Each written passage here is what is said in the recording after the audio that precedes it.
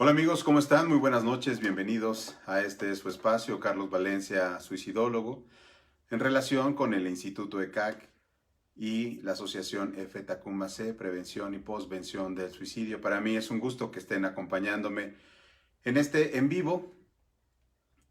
Hoy vamos a tener un tema muy universal, como la mayoría de los que tenemos, pero vamos a tener un tema que tiene que ver con lo cotidiano y extraordinario, así como la vida misma. Es el llanto terapéutico. Y en ese sentido, la pregunta con la que vamos a iniciar es, ¿a qué le lloramos cuando lloramos? ¿Qué elementos son los que perdemos al perder a alguien querido? ¿Qué se muere de nosotros al morir a alguien que amamos? Buenas noches, doctora. Buenas noches, Gloria. A toda la gente que nos está acompañando, bienvenidos y bienvenidas sean. El día de hoy, la idea es cómo hablar del llanto como proceso terapéutico para la elaboración de los duelos, de la pérdida. Eso es importante, el que vayamos viendo. Llorar constituye una habilidad humana universal. Llorar, vamos a diferenciarla entre un llanto gracioso, llanto, lloré de risa, entre un llanto emocionado por algo que me acontece, que me impacta en las emociones, pero está el llanto también que siento por la pena, por el dolor, por la tristeza, por aquello que he perdido y que parece que no lo voy a volver a tener. Voy a al final hacer un decálogo, ¿verdad? Siempre trato de hacer como puntos finales y puntos a lo mejor que nos queden de quedar como reflexión para fin de semana. La composición de las lágrimas que lloramos, que nos salen cuando estamos tristes, son muy diferentes. Contienen una serie de hormonas, entre otras, prolactina, que tiene una función de preparar al organismo para una amenaza o para algo que se acontece que nos genera un poco de estupor, miedo. Estoy hablando como de factores del estrés. Son estas hormonas que están en nuestro organismo, que se arrojan al torrente sanguíneo para prepararnos ante una amenaza, ante algo que tenemos que afrontar, o bien huir de una situación a la que no le podemos hacer frente. Básicamente sería el estrés. Cuando estamos muy estresados, ¿cómo actuamos? Ante el estrés nos ponemos ansiosos, nos vamos, enfrentamos. El estrés por llanto es básicamente a lo que me estoy generando. Cuando estamos estresados, es decir, no sabemos cómo reaccionar ante esta situación que se me viene encima. Y ese no sé qué hacer, no supe qué hacer, creo que todos hemos estado en algún momento en situaciones así, de no supe qué hacer ante esta realidad. La verdad es que me quedé congelado, me quedé callado, yo tenía pensado reaccionar de tal forma o salir huyendo, pero no supe qué hacer. Bueno, precisamente este proceso del lagrimeo, el llorar, tiene una forma de controlar, de vaciar estas hormonas. Hoy sabemos, hoy sabemos que dichas hormonas mantenidas durante mucho tiempo en el organismo, pues generan un deterioro. Y esto tiene sus consecuencias. Este deterioro tiene a producir daños fisiológicos y también mentales. Llorar en este contexto fisiológico, nos libera de un exceso de tensión. Entonces, reduce la presión sanguínea, facilita la distensión muscular, tiene un efecto sedante y antidepresivo, y a todo ello se le suma el hecho de que poder eliminar dichas hormonas por medio de la liberación del estrés. El llanto, entonces, amigos y amigas, cuenta con diferentes e importantes funciones. Vamos a ir viendo, estoy tratando como de ir caminando para hacerlo más pedagógico. Es decir, ir entendiendo de quitar ese prejuicio ante la gente que llora o que lloramos. Eh, Como ustedes saben, a veces hay canciones, hay literatura sobre la lágrima, sobre el llanto. Y como diría uno de mis cantautores favoritos, Joaquín Sabina, no soy un fulano con la lágrima fácil, ¿no? Es decir, a veces esa metáfora de resistencia, esa metáfora de no sentir, de no me pega el dolor.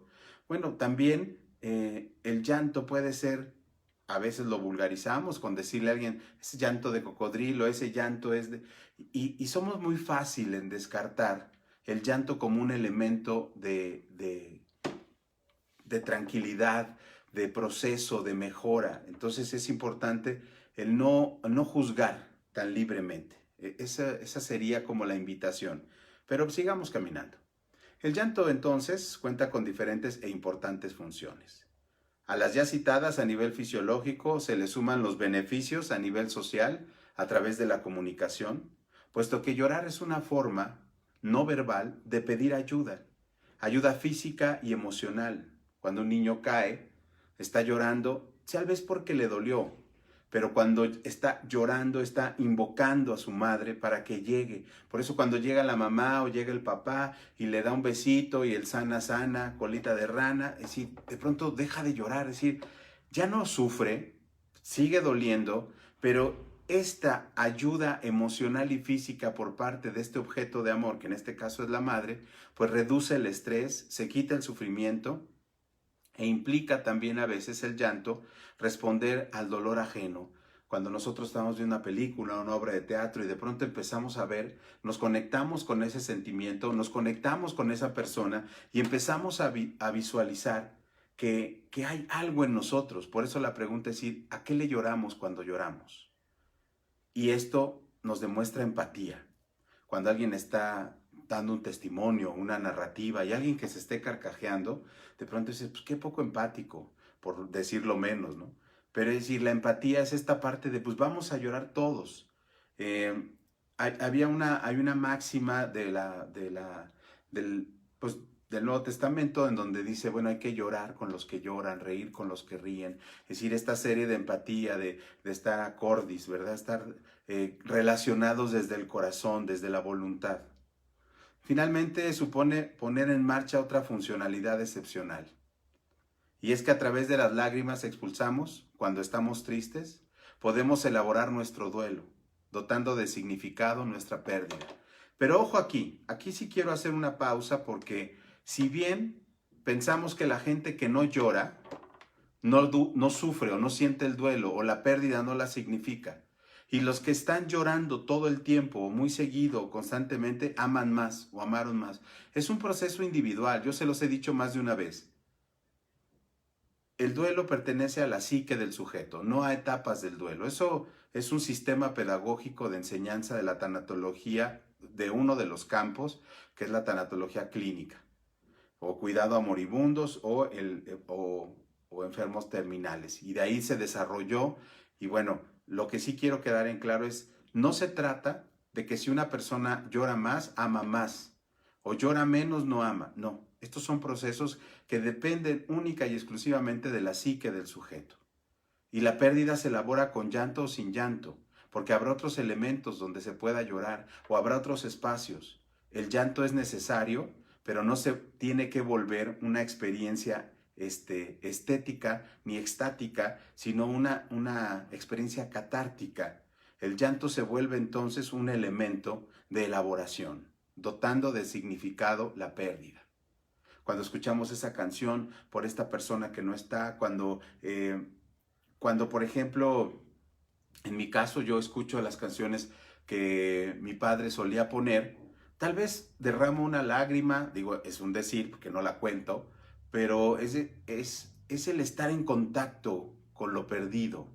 Es también este sentimiento de añoranza, este reflejo de compasión, ¿no? Estar con él, ¿no? Y él estar conmigo, el sentirme en un vínculo más allá de lo físico. Entonces esto es un elemento importante, el llorar, el ver cómo no estamos tristes cuando recordamos y elaboramos con amor. No es tristeza, es un llanto diferente, es un llanto que dota de significado a nuestra pérdida y la vamos constituyendo como ganancia secundaria. Se sabe que los recuerdos producidos en un determinado estado emocional proporcionan la evocación de más recuerdos consonantes con dicho estado emocional, es decir, que nos va llevando.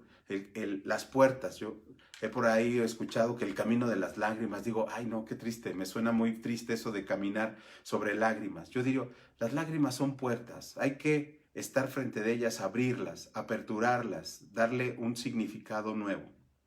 Entonces así cuando estamos tristes resulta fácil evocar más recuerdos que incrementan dichas tristezas o al menos la mantienen. Es decir, los estados emocionales también tienen una forma de responder, de impactar sobre las lágrimas, sobre el llanto, pero no deja de ser terapéutico. A veces cansa. Y a mí me ha tocado en las posvenciones suicidológicas, por ejemplo, la gente dice, es que mi mujer, mi esposo, mi hijo no para de llorar, ¿no? O sea, llega el momento en que dices, bueno, ya, ¿no? No lo dejas ir, no lo a ver, yo siempre digo, respeto la religiosidad popular, siempre trato de bautizarla con una religiosidad sistemática, un elemento teológico, psicoespiritual, ¿no? Una espiritualidad más atada no al tabú o al tótem, sino más bien al contexto liberador de tener una espiritualidad, ¿no? Una fe, una religión y por supuesto que esto de ya no le llores a tu muerto porque no lo dejas descansar. Yo me imagino, yo tengo una mente como, me imagino así como él está así tranquilo y de pronto lloras y él se empieza a mover como cuando no estás en tu colchón, ¿no? Así que no puedes, no fantasiemos con cosas tan emocionales, algo que puede ser tan hermoso. De esta manera, entonces, al recordar nuestra pérdida, facilitamos la actividad en el sistema límbico, buenas noches, y más en concreto, entre otras estructuras, a la amígdala, que a su vez activa el hipocampo, que en un conjunto viene a determinar que nuestros recuerdos relativos a la pérdida sean consignados en el lugar adecuado de nuestro cerebro y no se conviertan en un obstáculo ni nos paralicen ni destruyan a las personas en la elaboración del duelo. Es decir, las lágrimas son entonces un regulador, algo que va caminando, que va funcionando de la mejor manera, es liberar esta cuestión hormonal, pero también es un regulador de estas emociones. Y por eso el llanto se vuelve como centro terapéutico. ¿Por qué este tema? ¿Por qué hablar del llanto como un proceso terapéutico? Esta lágrima como puerta a la felicidad, ¿no? Yo decía a la liberación. Llorar, ver llorar a alguien y que nos vean llorar, nos pone nerviosos. Nos cuesta trabajo enfrentar eso. Cuando ustedes ven a alguien llorar, sea quien sea, vean un hombre, una mujer llorar, y de pronto, si no sientes nada, vete a revisar, ¿no? Si hay algo que no esté generándote una empatía, con decir, ¿por qué está llorando? Y hay llantos profusos, profundos, y de pronto nos conmueve, pero también nos confronta y nos afronta a nuestro propio sentimiento y a nuestras propias lágrimas este comportamiento. Buenas noches, Rita, qué gusto, Víctor, Aurora, buenas noches, Ángela. ¿Qué es el llanto? Hay autores, por ejemplo, por supuesto hay autoridades, en este caso William H. Frey, ya en el 85, dice, el llanto sirve para eliminar del organismo sustancias tóxicas y reducir la tensión. Llorar libera la tensión emocional. El llanto es un antídoto contra el estrés y la ansiedad e incluso previene la depresión. Pobres de nosotros, y no mi generación, y gracias a Dios mi padre era un hombre muy sensible y lloraba así, ¿no?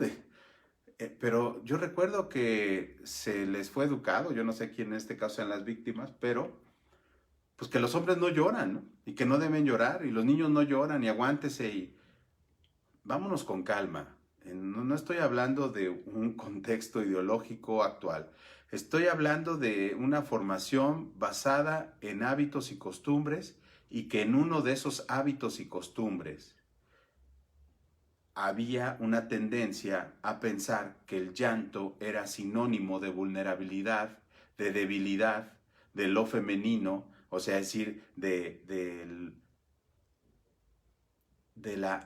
encanto, de la apertura, del consejo, del apego, ¿no? Entonces yo no sé por qué se nos fue desactivando de alguna manera esta situación de no debes llorar, ¿no? Según demostró William Frey, que les digo, es un bioquímico del Centro Médico en Minnesota, St. Paul Ramsey, dice, las lágrimas emocionales que derramamos ante una situación dramática, propia o ajena, arrastran consigo fuera del cuerpo una buena dosis de cloruro de potasio y manganeso, endorfinas, prolactina y leucina, encefalina, que es un analgésico natural. Es decir, vean todo esto. Sí, yo voy a llorar no por el hecho de estar triste, sino a lo mejor para limpiar este sistema, ¿no? Para limpiar mi cuerpo, ¿no? La alta concentración de manganeso en el cerebro se ha asociado con depresión crónica. La leucina, encefalina, funciona como un analgésico natural. Entonces, cuando estamos llorando, es decir, el dolor reduce. Y la endocorticropina está ligada al estrés y a la ansiedad. Yo nada más les digo, recuerden esas carcajadas, esos momentos de alegría, de entusiasmo, cuando están con amigos que les genera esas carcajadas y empiezan a llorar, ¿no? Y esas lágrimas que son fabulosas y que deben quedarse siempre grabadas en el alma, nos generan ese regulador, ¿verdad? Ese ya no puedo más, ¿no? Y es algo hermoso ese tipo de lágrimas. Kotler, que es un psicoanalista en el año 90, en los 90, dice, el llanto es una defensa que compensa contra los impulsos, el llanto es una defensa compensatoria contra impulsos como la agresión o el impulso sexual. El llanto puede ayudar a inhibir los impulsos agresivos de potenciales agresores. El llanto moviliza a otros para conseguir ayuda en emergencias y destaca su aspecto comunicativo y resaltando los diferentes significados del llanto. Y como las lágrimas pueden ser usadas también, a veces, para manipular a otros. ¿Verdad? Lo vemos en algunas categorías, en unos periodos de la infancia, los chantajes emocionales, no le hagas caso, son lágrimas de cocodrilo, no le hagas caso, siempre se pone así, ¿por qué todo lo quieres resolver llorando? Yo no estoy diciendo, perdonen, y eso que quede muy claro, lo que estoy diciendo es, no quitemos el elemento fisiológico de la importancia del llanto. Si tú lo utilizas para manipular, chantajear, date cuenta de aquello que estás haciendo con algo literalmente puro, ¿no? Y que puede generarte una asepsia emocional. Aquí comentan que el llanto limpia el alma, ¿no? Sí, tendríamos que ir un poquito más hacia la metafísica, pero entiendo la metáfora, ¿no? Sí, este proceso de liberación, este proceso de asepsia emocional, espiritual, por supuesto.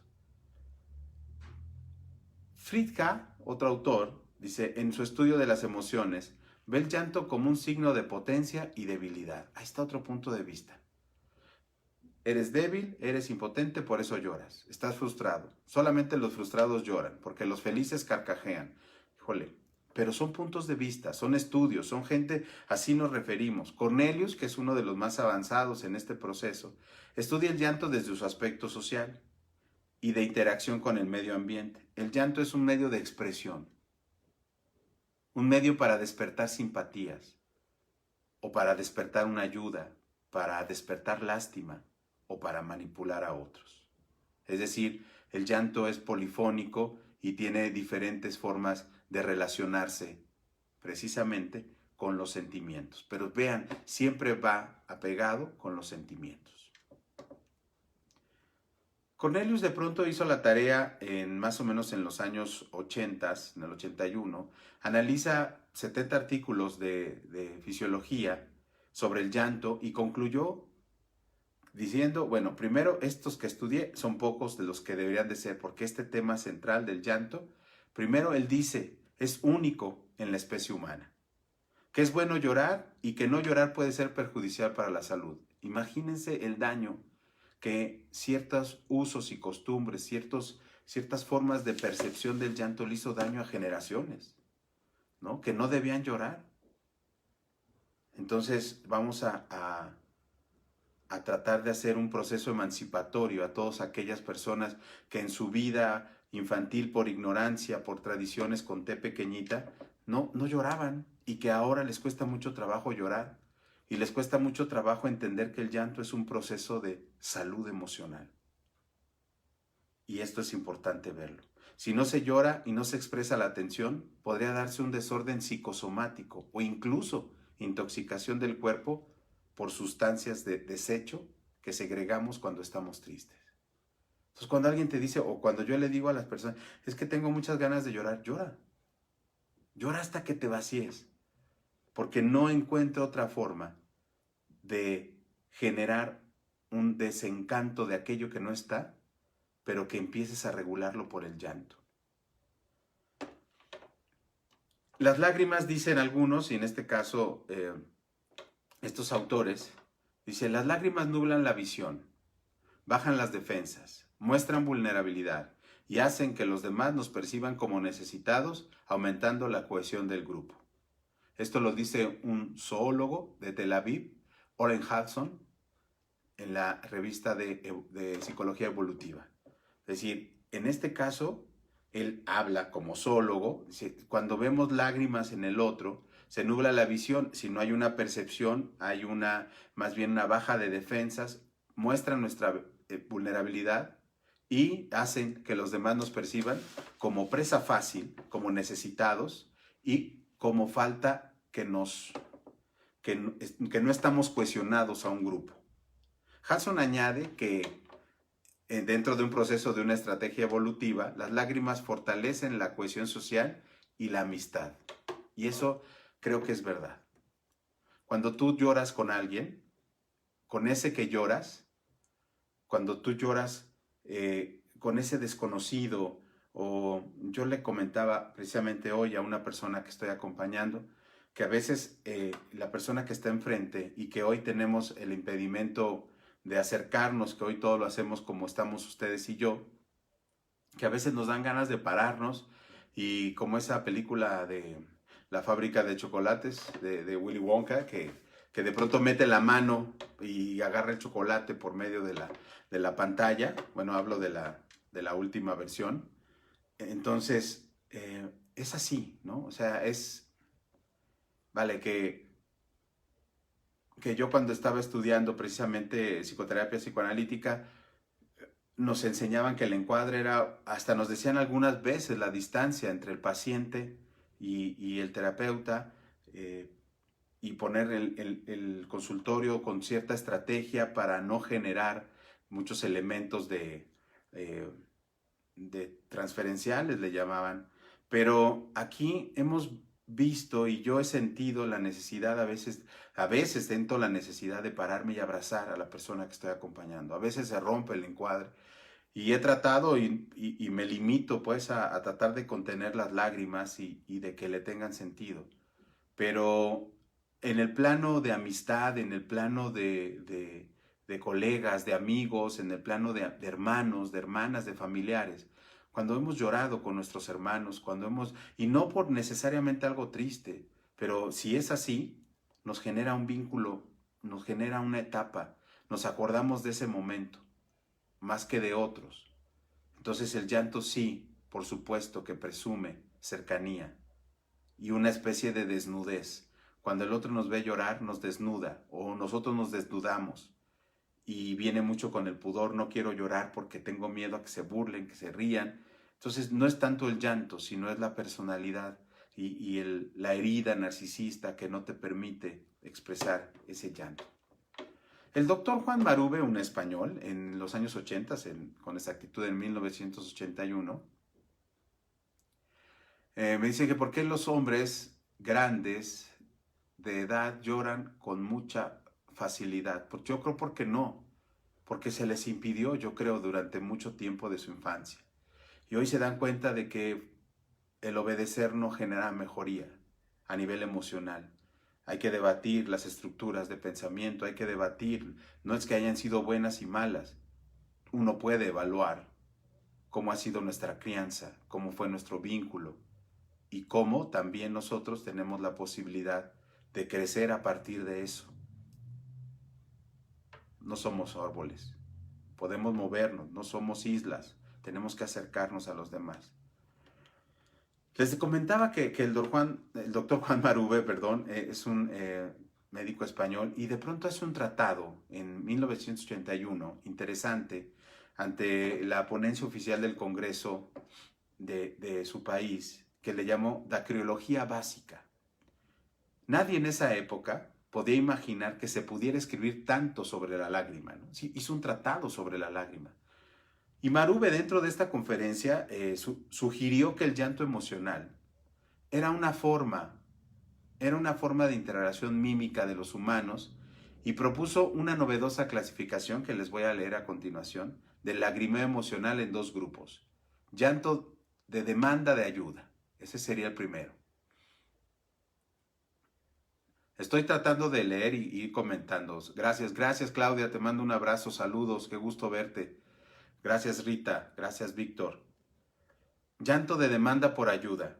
El sujeto comunica que ha surgido un problema. Hambre, dolor, sueño, soledad, miedo. Y llora demandando ayuda para solucionarlo. Obviamente, pensemos en los bebés, los niños.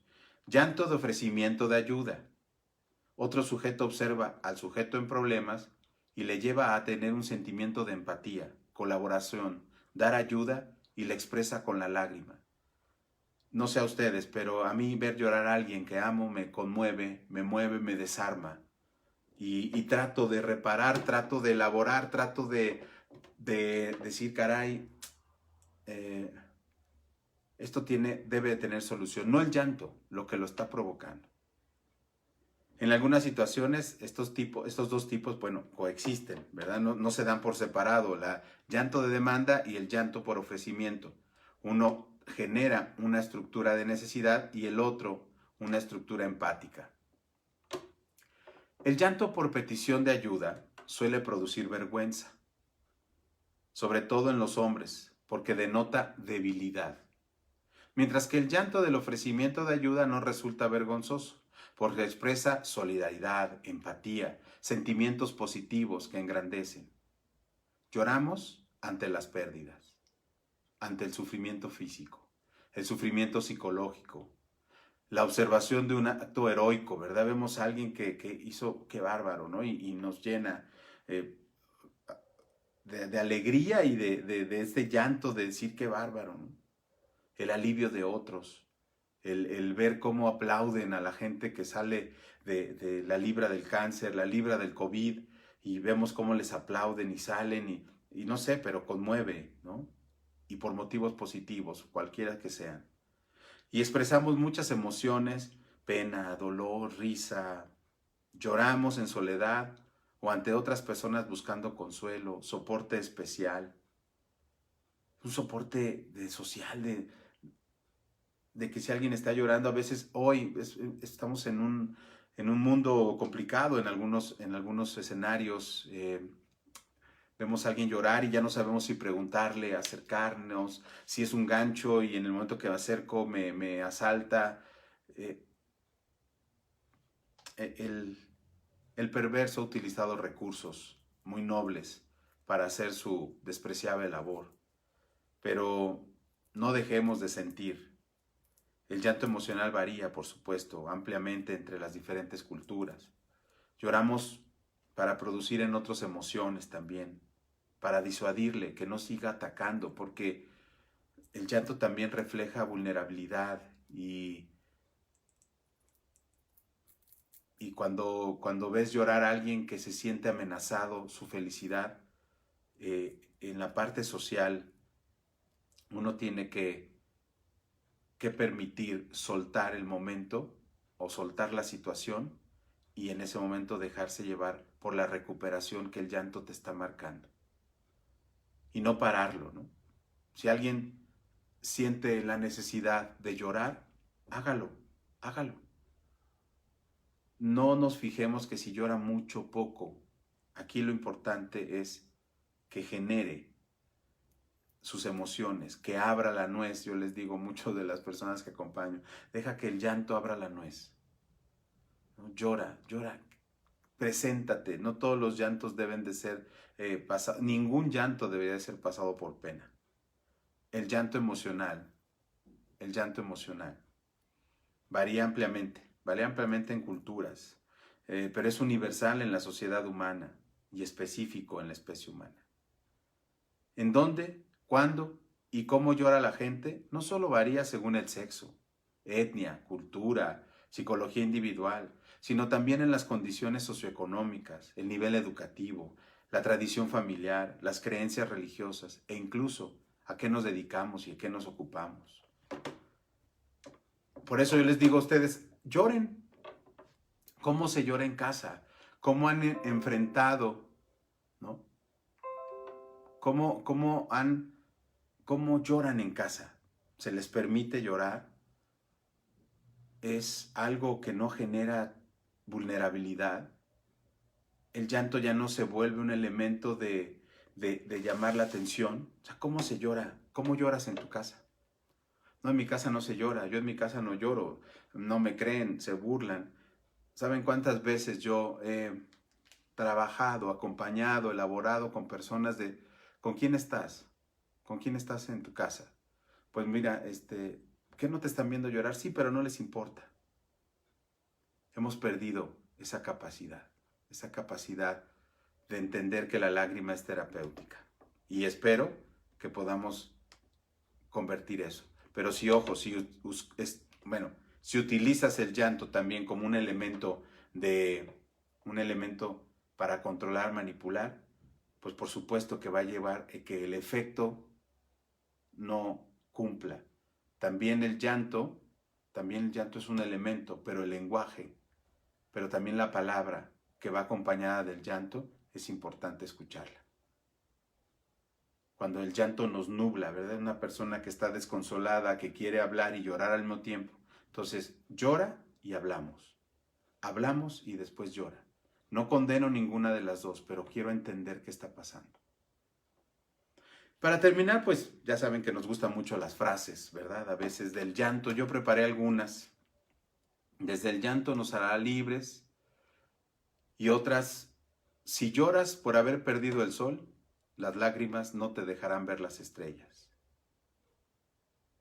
Tagore nos dice, las lágrimas derramadas son amargas, pero más amargas son las que no se derraman.